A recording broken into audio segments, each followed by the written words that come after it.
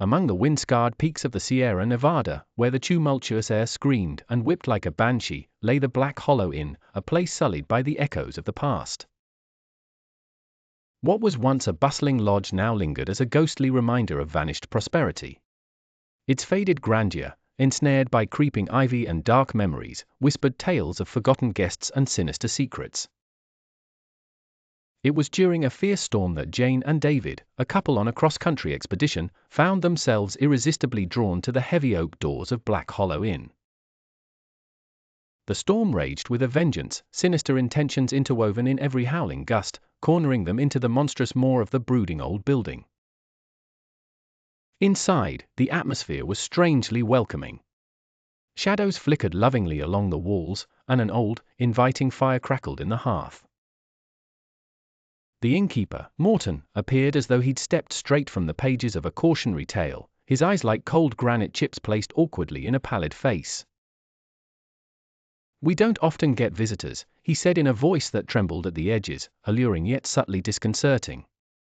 His words lingered longer than was comfortable, embedding themselves in the couple's spinal nerves. Desperation overshadowed apprehension, though, and soon Jayne and David found themselves settled in a room that, unpredictably, seemed untouched by time's blight. They dismissed the gaunt, ghostly staff and the inexplicable creaks of the ceiling, choosing instead to relax, ignorance begetting bliss. Midnight came with a dreadful sound, a metallic screech clawing at the edges of their dreams. Jayne awoke, her heart thundering against the confines of her chest as though trying to cut free. She grasped David's arm only to find emptiness, the sheets around her an icy void. Panicked, she scrambled to the door, but found it locked, each rattle of the handle a faint echo swallowed by the depths of the inn's oppressive silence. Her breath melted into cries that dissolved into the void surrounding her. An age stretched between beats of her panic, and then Morton appeared, looming with a smile so wide it nearly split his face. He uttered words in an ancient, lost tarry tongue, a chant, a summons, and, as though answering a siren's call, shadows seeped from the walls, inky pools blackening around his feet.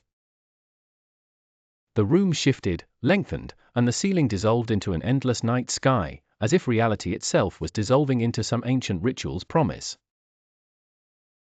Jayne's head swam with terror, an undercurrent of dread pulling her into its depths. And there was David, or what was left of him, as he too twisted with agony beneath the flickering flames of ritual and monotony. She stared into the void where his eyes had been and felt her soul scream with a horror that could not find form in her shattered mind.